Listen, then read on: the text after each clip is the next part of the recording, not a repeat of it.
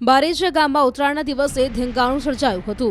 કેટલાક શખ્સોએ પતંગ કાપવા બાબતે ઝઘડો કર્યો હતો। ત્યારબાદ ફરી 3 કલાક પછી બબાલ કરી હતી અને શખ્સોએ ધમકી આપી હતી।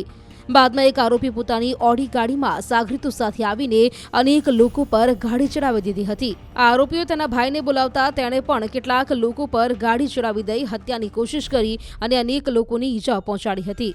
જે મામલે અસલાલી પોલીસે ગુનો નોંધીને તપાસ હાથ ધરી છે। મળતી વિગતો પ્રમાણે બારેજામાં રહેતા કૌશિકભાઈ પરમાર ઉત્તરાયણના દિવસે બારેજા સેવા સહકારી મંડળીના ધાબે પતંગ ચગાવતા હતા।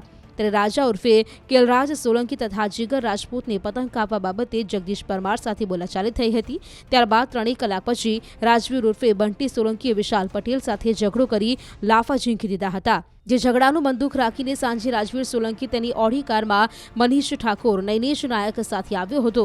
રાજવીરે ત્યાં ઉભેલા લોકોને તમને મારી નાખવાના છે તેમ કહીને ઓડી ગાડી ફૂલ સ્પીડમાં ચલાવી ફળિયામાં ઉભેલા લોકો પર ચડાવી દેતા વિશાલ, ભરત, કિશન તથા મધુબેનને ઈજાઓ થઈ હતી।